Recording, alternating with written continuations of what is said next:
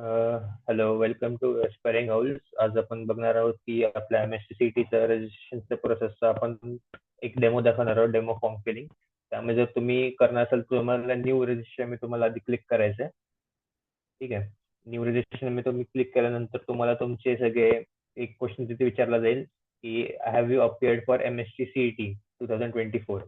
त्यामुळे तुम्हाला तिथे येस करायचं आहे. जर तुम्ही येस केलं तुम्हाला तुमचे MSc-CET चे पर्सेंट तुमचे सगळे डिटेल्स आपलं ऍप्लिकेशन नंबर रोल नंबर वगैरे तुम्हाला तिथे फिलअप करायचं आहे. तुम्ही ऍप्लिकेशन नंबर रोल नंबर आणि डेट ऑफ बर्थ तुम्ही असं चेक PCM डिटेल्स आल्या तुम्हाला सगळे फिजिक्स केमिस्ट्री मॅथ्स तुमचे CET चे डिटेल्स येतील आणि तुम्हाला have you appeared for PCB तुम्हाला हे नो सिलेक्ट करायचं आहे. ते नो सिलेक्ट केल्यानंतर तुम्हाला तिथे येस पुढे कॅरी फॉरवर्ड व्हायचे. कॅरी फॉरवर्ड तुम्ही झाला पुढे की त्यानंतर तुम्हाला तुमची इन्कम वगैरे सगळी तिथे सेट करायची आहे. त्यानंतर तुम्हाला एक ऍप्लिकेशन आयडी जनरेट होईल. तो ऍप्लिकेशन आयडी तुम्हाला जनरेट करून घ्यायचा आहे.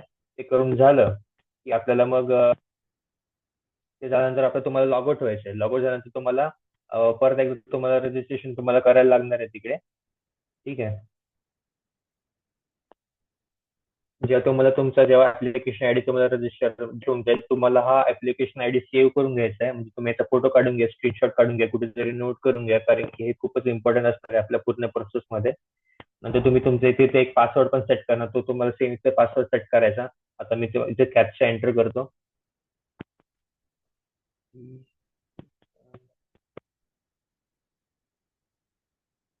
ठीक आहे. आता मला इथे कॅप्चा एंटर करून घ्यायचा. कॅप्चा एकदा एंटर झाला की आपल्याला एक पूर्ण स्क्रीन नवीन स्क्रीन आपल्याकडे ओपन होईल. आपल्याकडे कॅन्डिडेटचं नाव, IP address, time, application ID वगैरे सगळं दिसेल. ठीक आहे. आता हा पुन्हा एक फॉर्म आहे आपल्याकडे 7 8 10 स्टेप फॉर्म आहे आपल्याकडे. ठीक आहे. त्यामध्ये आपला पहिला स्टेप आहे candidate type details, home university, reservation detail, qualification detail, JEE mains, photo, required document, application fee आणि नंबर कन्फर्म. ठीक आहे. तर पहिला आपण स्टेपकडे जाऊयात, स्टेप नंबर 1. ठीक आहे. तुम्ही ते स्टेप नंबर 1 ला कम्प्लीट म्हणजे टिक करणार. ठीक आहे. तिथे तुम्ही स्टेप 1 एकदा क्लिक केलं की तुम्हाला तुमच्या लेफ्ट हँड साईडला तुम्हाला होमच्या खाली एवढे सगळे डिटेल दिसतील. Registration detail, candidate type detail, हे सगळे तुमचे फॉर्मचे वेगळे पार्टचे तुम्हाला पार्ट वाईज फिल करत जायचे. ठीक आहे.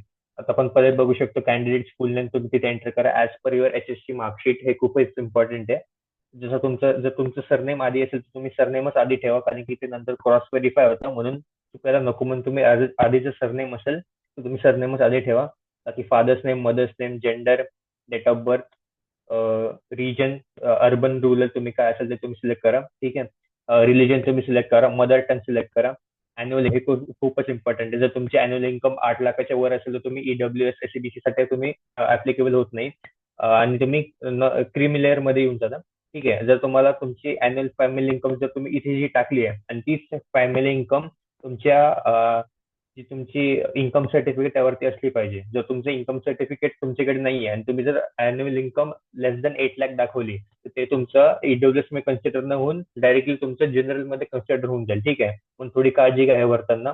बाकी नॅशनॅलिटी सगळ्यांची इंडियनच असतात ते शक्यतो. बाकी तुमचा ऍड्रेस इथे ठेवा, स्टेट, डिस्ट्रिक्ट, विलेज वगैरे, पिनकोड. ठीक आहे. टेलिफोन नंबर गरजेचं नाहीये. जिथे तुम्हाला स्टार दिसतोय रेड कलरचा स्टार तो म्हणजे इम्पॉर्टंट आहे. ते बिना फिल करता तुम्ही पुढे जाऊ शकत नाही. टेलिफोन इम्पॉर्टंट नाही, ब्लँक पण सोडू शकता. मोबाईल नंबर आणि ईमेल आयडी. मोबाईल नंबर तोच ठेवा ज्यावर OTP येणार आहेत आणि ईमेल आयडी पण तुमची चालू असायला पाहिजे. आपण पुढच्या पार्ट ऑफ फॉर्म कडे वळूयात. ठीक आहे.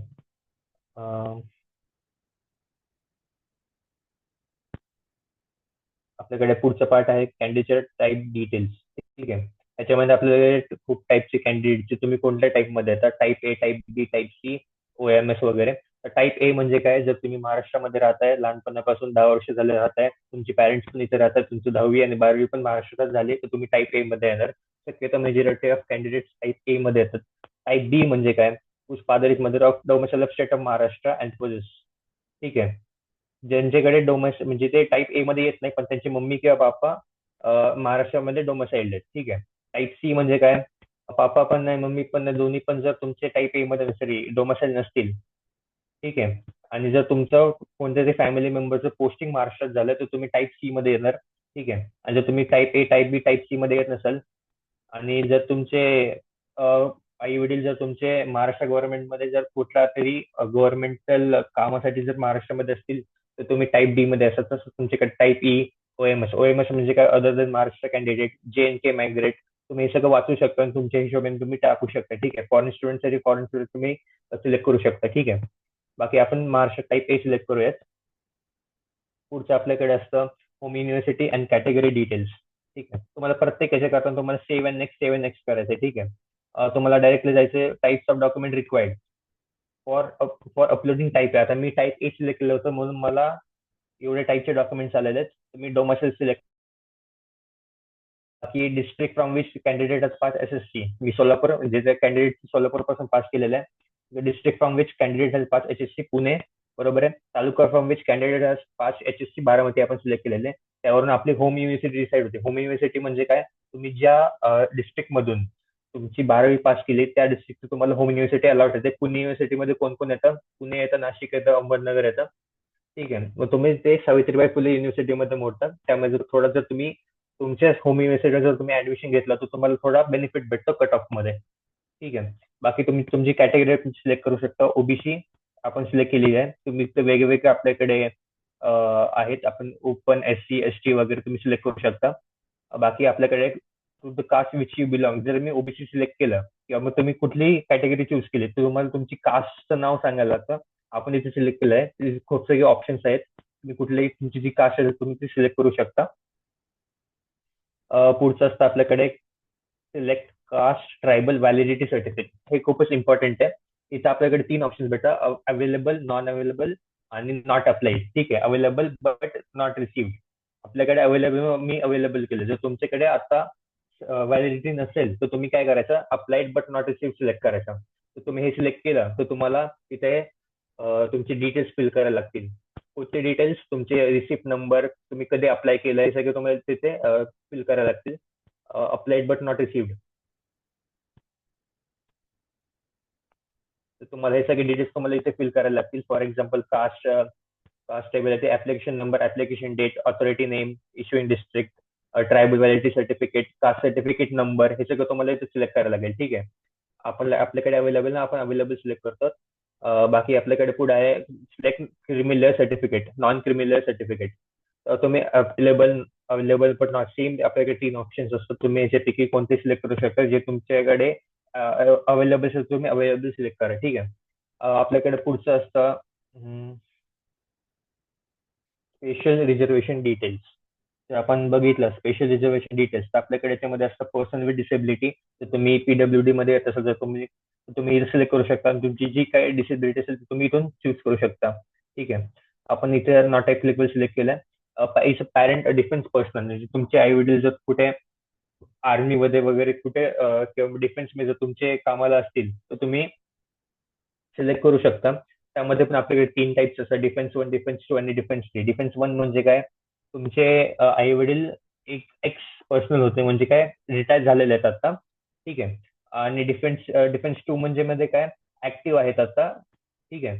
आणि आपल्याकडे डिफेन्स थ्री म्हणजे काय, active non domicile personal defence. म्हणजे काय, डिफेन्स मध्ये तुम्ही रिटायर झाले आणि तुमचं डोमेसाईल महाराष्ट्राचं होतं. आणि डिफेन्स थ्री म्हणजे काय, तुम्ही आता ऍक्टिव्ह आहे पण महाराष्ट्रामधले डोमेसाईल नाहीये, म्हणजे महाराष्ट्रामध्ये डोमेसाईल नाहीये तुम्ही. ठीक आहे. आता आपण दोन्ही नॉन ऍप्लिकेबल केलंय. Do you want to apply for TFW, जर तुमचं इन्कम 8 लाखाच्या खाली असेल तर तुम्ही इथे येस करू शकता. ठीक आहे. इथं आपण 8 लाखाच्या वर टाकलं ऑप्शन येत नाही, तुम्ही तिथे येस करू शकता जर तुमची इन्कम 8 लाखाच्या खाली असेल तर. आता खूप जणांना डाऊट येतो की जर त्यांनी येस केलं तर त्यांना फक्त TFW ची सीट भेटणार का, तसं नसतं. जर तुम्ही येस केलं तर तुम्हाला ऑप्शन फिलिंगच्या वेळेस तुम्हाला 2 टाईप ऑफ ऑप्शन दिसतात तिकडे, seat with non TFW, seat with TFWS. ठीक आहे. त्याचा दोघांचा चॉईस कोड पण डिफरंट असतो. पण तुम्ही दोन्ही सीटसाठी ऍप्लिकेबल असतात, TFWS वाली पण आणि नॉन TFWS वाली पण. ठीक आहे. आपल्याकडे पुढे आहे आर ऑर्फन, आपण नो केलंय. तुम्ही असाल तर येस करू शकता. Do you belong to minority कॅन्डिडेटच्या टाईप. मायनॉरिटी पण आपल्याकडे 2 टाईपचे असतात. एक असते लिंग्विस्टिक असते आणि एक असते रिलिजियस असते. लिंग्विस्टिक म्हणजे काय, जर तुमची मराठी सोडून अजून कोणती तरी लँग्वेज असेल तर तुम्ही मायनॉरिटी ऍज अ लिंग्विस्टिक मध्ये असतात. आणि जर तुमचं रिलिजन हिंदू सोडून अजून कोणतं तरी रिलिजन असेल, for example Muslim, Christian, Jain वगैरे, तर तुम्ही रिलिजियस मायनॉरिटी. आता आपल्याकडून पुढे जाऊयात आपण. तुम्ही हे सगळं झालं की तुम्हाला सेव्ह अँड प्रोसीड करायचं आहे, ठीक आहे. इथं ऑलरेडी सेव्ड आहे म्हणून मी सेव्ह नाही करत आहे, पण तुम्हाला इथे सेव्ह अँड प्रोसीड करूनच पुढे जायचं आहे. पुढे असतं आपल्याकडे क्वालिफिकेशन डिटेल्स. पण त्यावरती क्लिक केलं तर क्वालिफिकेशन डिटेल मध्ये तुम्हाला दिसेल की तुम्हाला एसएससी बोर्ड तुम्ही कुठून पास केलाय. आता इथून आपण महाराष्ट्र बोर्ड पास केलं, आपण महाराष्ट्र बोर्ड ठेवलेलं आहे. कोणत्या इयर मध्ये आपण पास केलं? 2022 मध्ये. 10वीचे हे विचारताय. तुमचा एसएससी सीट नंबर टाका. तुमचे मार्क्स ऑप्टेन टाका. कुठल्या सब्जेक्टला किती आहेत? SSC aggregate. ऍग्रिगेट म्हणजे काय? तुमचे सगळे टोटल विषय. इथं पीसीएमचं नाही विचारत आहे ते. पूर्ण 10वी मध्ये तुम्हाला टोटल किती पडले, आउट ऑफ किती पडले, ऑटोमॅटिकली इथे ते पर्सेंटेज कॅल्क्युलेट करतात, ठीक आहे. एवढं झालं. नंतर which qualifying exam you have given.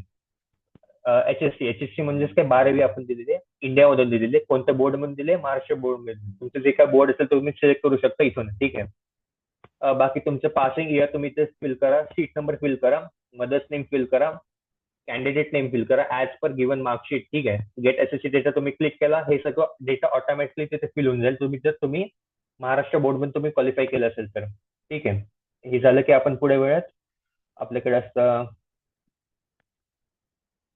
पुढे आहे आपल्याकडे जेई मेन पेपर वन नीट डिटेल्स, ठीक आहे. तर तुम्ही जेई दिले असेल, तुम्हाला कमी जरी पडले असेल, तुम्ही एक रिक्वेस्ट आहे की तुम्ही जरी तुम्हाला कमी पडले असतील तर तुम्ही जेईचे डिटेल्स नक्की टाका, कारण की आपल्याला आपले चान्सेस ऑफ गेटिंग सीट आपल्याला वाढवायचे आहेत, ठीक आहे. जर तुम्हाला सीईटी थ्रू नसेल भेटत आणि जर बाय चान्स तुम्हाला जेईच्या मार्क्सवर भेटलं तर एक चांगली गोष्ट होईल आपल्यासाठी, ठीक आहे. म्हणून तुम्हाला कमी पडले असेल किंवा जास्त पडले असेल, डझंट मॅटर. तुम्ही फक्त तुमच्या इथे डिटेल्स वगैरे टाका आणि ऍड करून ठेवा, ठीक आहे. जेई मेन्सचं स्कोर पण. ते झालं की आपल्याकडे असतं. आता अबाउट टू एंड आहे आपली रजिस्ट्रेशनची प्रोसेस, ठीक आहे.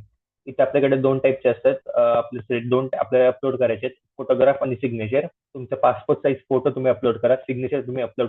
आणि याची साईज तिथे दिलेली आहे. मिनिमम सॉरी मॅक्सिमम याच्यामध्ये आपण बघू शकतो तर 100 KB पेक्षा कमी असायला पाहिजे आणि 4 KB पेक्षा जास्त असली पाहिजे, ठीक आहे. तुम्ही एकदा हे वाचून घ्या. Image quality will be good, म्हणजे काय चांगलं नीट क्लिअरली तिथं दिसलं पाहिजे, ठीक आहे. आपल्याकडे पुढे असतं अपलोड रिक्वायर्ड डॉक्युमेंट्स. आता हे खूप इम्पॉर्टंट आहे. जे काय तुम्ही वरती स्पेसिफाय केलंय त्याबद्दल तुम्हाला आता इथे डॉक्युमेंट्स तुम्हाला अपलोड करायचे आहेत.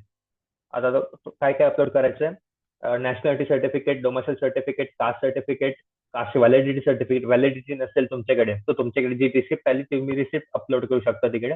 नॉन क्रिमिनल तुम्हाला अपलोड करायचं आहे. मार्क्स एचएससी एसएससी चे marks, score card of JEE, score card of MSC CT. आणि हे खूप इम्पॉर्टंट आहे. तुम्हाला मिनिमम सॉरी मॅक्सिमम तुम्हाला 500 KB पर्यंत तुम्ही अपलोड करू शकता. आणि फाईल टाइप्स कोणते कोणते अलाउड आहे? पीडीएफ, जेपीजी, जेपीईजी आणि पीएनजी, ठीक आहे. शक्यतो तुम्ही पीडीएफ मध्येच अपलोड करा, कारण की चांगली विजिबिलिटी तुम्हाला पीडीएफ मध्ये भेटते, ठीक आहे. आणि please use latest version of Google Chrome and Mozilla Firefox. हे खूपच इम्पॉर्टंट आहे, कारण की खूप जणांकडे ओल्ड व्हर्जन असतं म्हणून तुमचं अपलोड होत नाही किंवा अपलोड होत ना काहीतरी प्रॉब्लेम्स येतात. पण तुम्ही जेव्हा पण तुम्ही करणार अपलोड, तुम्ही डेस्कटॉप वरून करा, लॅपटॉप वरून करा आणि गुगल क्रोमच शक्यतो तुम्ही युज करा, ठीक आहे. बाकी जर तुमच्याकडे नॅशनॅलिटी म्हणजे काय, जर तुमच्या एलसी वरती nationality is equal to Indian जर लिहिलं असेल तर तुम्हाला नॅशनॅलिटी सर्टिफिकेटची अशी काही गरज नाहीये. एलसी तुम्ही अपलोड करू शकता. तुम्ही बर्थ सर्टिफिकेट अपलोड करू शकता. जर तुमच्याकडे पासपोर्ट असेल तुम्ही पासपोर्ट पण अपलोड करू शकता. डोमासाईल तुम्ही काढलं असेल तर तुम्ही डोमासाईल पण अपलोड करू शकता. नॉन क्रिमिनल तुम्हाला अपलोड करायला लागेल, ठीक आहे. एवढे सगळे आपण डॉक्युमेंट्स अपलोड करायचे आहेत. पुढे प्रोसेस असते फी ऍप्लिकेशन फी आपल्याला पे करायची. जर तुम्ही एमएससी सीईटी दिली असेल तर तुम्हाला 800 रुपये ही पे करायची गरज नाहीये. जर तुम्ही एमएससी सीईटी नसेल दिली तर तुम्हाला 800 रुपये इथे पे करायला लागतील तुमच्या रजिस्ट्रेशनसाठी, ठीक आहे. आता हे आपले इथे फॉर्म आपला कम्प्लीट होऊन जातो, ठीक आहे.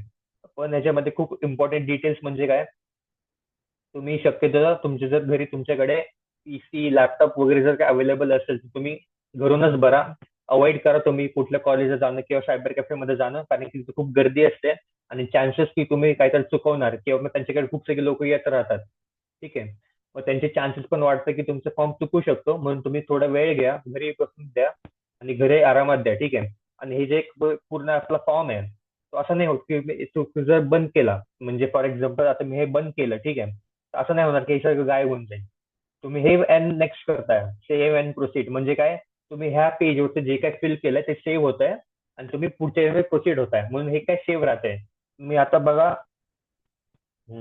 कुठेही क्लिक केलं, समजा मी इथे क्लिक केलं होम युनिव्हर्सिटीमध्ये, डिटेल्स येतात सगळे. तर मी आता परत आपलं डिकट अकाउंट्स मध्ये गेलो.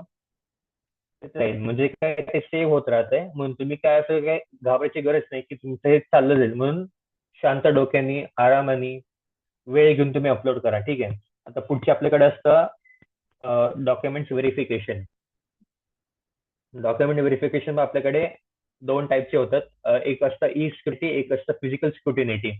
ई स्क्रुटिनिटी म्हणजे काय, ते लोक तुमचं ऑनलाईन व्हेरिफिकेशन करतील, आणि फिजिकल म्हणजे काय, तुम्हाला डॉक्युमेंट घेऊन एका कॉलेजमध्ये जायचंय, तिथे जाऊन तुम्हाला तुमचे ओरिजिनल डॉक्युमेंट व्हेरीफाय करून घ्यायचे. आम्ही सजेस्ट काय करतो, तुम्ही फिजिकलच घ्या, कारण की फास्ट प्रोसेस असते आणि चुकण्याचे चान्सेस कमी असतात. कधी कधी ई स्क्रुटिनीमध्ये काय काय प्रॉब्लेम्स येऊ शकतात, पण तुम्ही जर फिजिकल घेतलं, तुम्हाला ते एक स्लॉट बुक करायचा असतो. तुम्हाला कोणत्या दिवशी कोणत्या टाइमला जायचंय, तुम्ही जावा.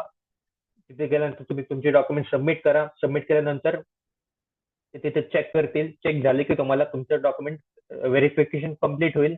एकदा डॉक्युमेंट व्हेरिफिकेशन कम्प्लीट झालं की तुमचं ती प्रोसेस आहे ती कम्प्लीट होत जाते रजिस्ट्रेशनची. ठीक आहे. तुम्ही सक्सेसफुली कॅप राऊंड साठी रजिस्टर होऊन जाता. नंतर तुमची काय होईल, 24 तारखेनंतर तुमचा फॉर्म हा क्लोज होईल आणि 25 तारखेनंतर तुमचं व्हेरिफिकेशन क्लोज होईल. त्या 2-3 दिवसानंतर तुम्हाला एक प्रोव्हिजनल मेरिट लिस्ट येईल. प्रोव्हिजनल मेरिट लिस्ट आल्यानंतर तुम्हाला ग्रीव्हन्सेस रेज करायचे असतात. ग्रीव्हन्सेस म्हणजे काय, तुम्हाला जर काही प्रॉब्लेम वाटत असेल तुम्ही जो फॉर्म फिल केला त्यामध्ये काय एडिट करायचंय, काय प्रॉब्लेम झालाय, किंवा मग मेरिट लिस्ट मध्ये काय प्रॉब्लेम आलाय, तुम्ही त्यांना सांगू शकता. पण शक्यतो फॉर्म सबमिट करण्याआधी प्रत्येक कॉलमला प्रत्येक डिटेल्स बारकीने बघा. तिकडे तुम्ही स्पेलिंग मिस्टेक तर नाही केले, डेट ऑफ बर्थ नाही चुकवलंय, चुकीच्या जागी चुकीचं सर्टिफिकेट नाही अपलोड केलंय, ते 2-3दा चेक करून घ्या सबमिट करण्याच्या आधी. कारण की आपल्याला ग्रीव्हन्स मध्ये खूप प्रॉब्लेम्स येतात. ते कधी ऍक्सेप्ट करता कधी नाही करत, म्हणून शक्यतो तुम्ही तिथेपर्यंत तुम्ही जाऊ नका. आत्ताच फॉर्म नीट भरा. ठीक आहे. एकदा आपला प्रोव्हिजनल एकदा मेरिट लिस्ट आली, नंतर आपल्याकडे फायनल मेरिट लिस्ट येते. फायनल मेरिट लिस्ट नंतर आपल्याला कॅप राऊंड 1 चालू होतं. ठीक आहे. त्यानंतर आपली पुढची cap round 2, cap round 3 process आपण नंतर डिस्कस करणार आहोत. ठीक आहे. तर ही होती आपली पूर्ण कॅप राऊंड, सॉरी, रजिस्ट्रेशनची फॉर्म फिलिंगची प्रोसेस. ठीक आहे. आता हे पूर्ण खूपच इझी फॉर्म आहे, तुम्ही आरामात घरी बसून करू शकता. ठीक आहे. थँक्यू.